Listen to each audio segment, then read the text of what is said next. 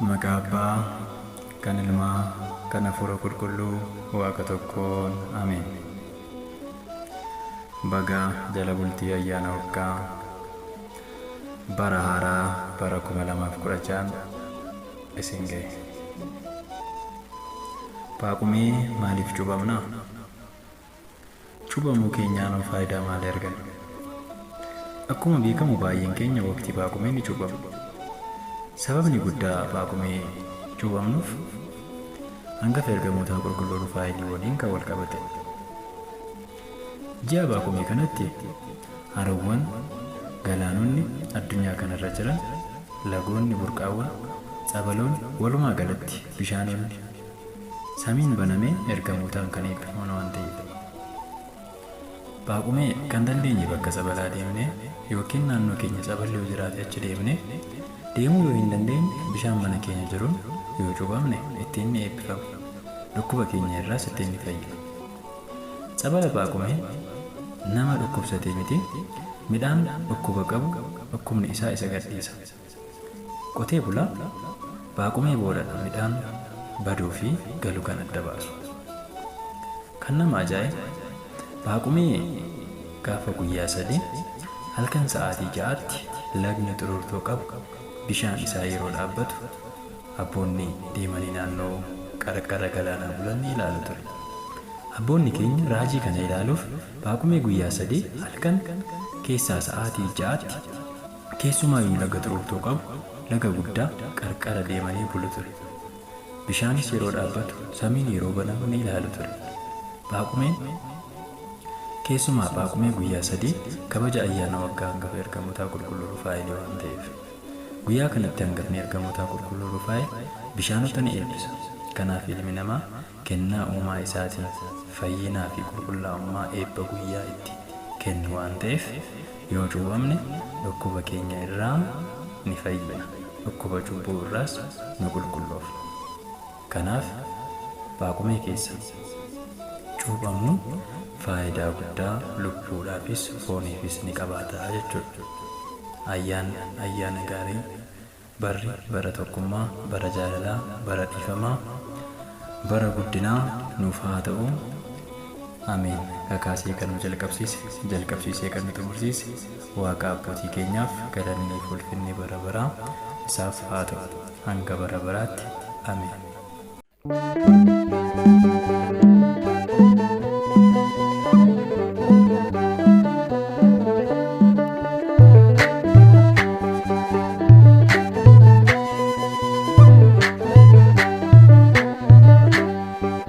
Galata kee gooftaa fayyisaa koo, gaddeessaa naaf taatee gaafa rakkoo, waadaa bara baraan hin dabarsee fayyina namootaaf situ kenne. Galata kee gooftaa fayyisaa koo, gaddeessaa naaf taatee gaafa rakkoo, waadaa bara baraan hin dabarsee gaddeessaa namootaaf situ kenne.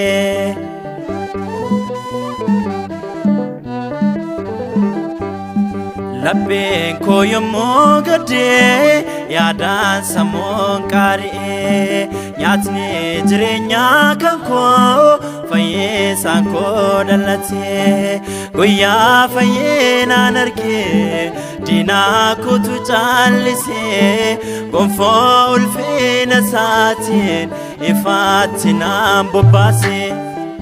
Galata kee gooftaa fayyisaa koo, gaddeessaa naaf taatee gaafa rakkoo, waadaa bara baraan hin dabarsee fayyina namootaaf situ kenne.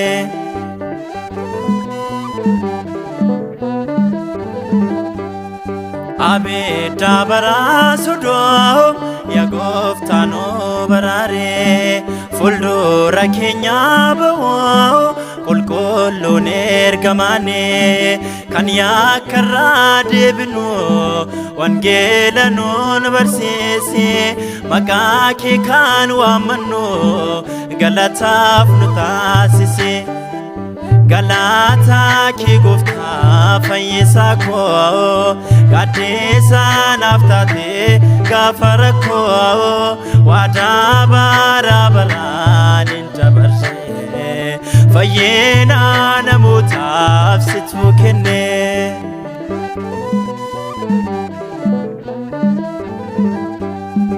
Ansen noksadoo Kesa ko se tu beka Rukko bako fayyisuuf Ati qabda makika Mukti guftaan eebbise Lalisee firii laate Kan guftaa saatamane Jireenya dhugaa argate Galata ki guftaa fayyisa ko Gaddisa naftate gafara ko Wada bara bara ninja barre Fayyena namutaaf situ kenne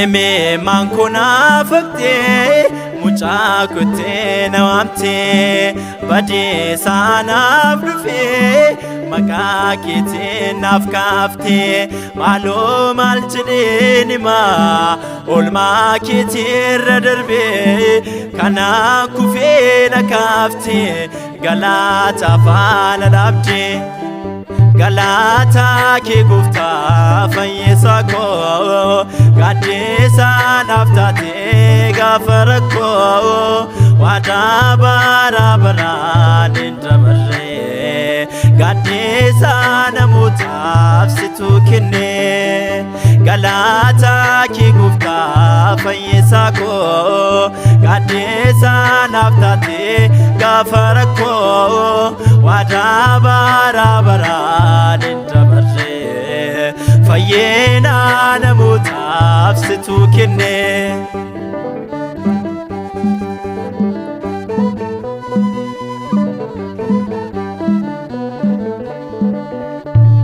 Inni toora galee nu danquus danqaraa sibiilaan karaa cufuu yaaluus yaa gooftaa dura keenya baatee mootee waan nu moosiftee galanni ulfinni teessoo kee irratti siif haa ta'u bara baraan ameen.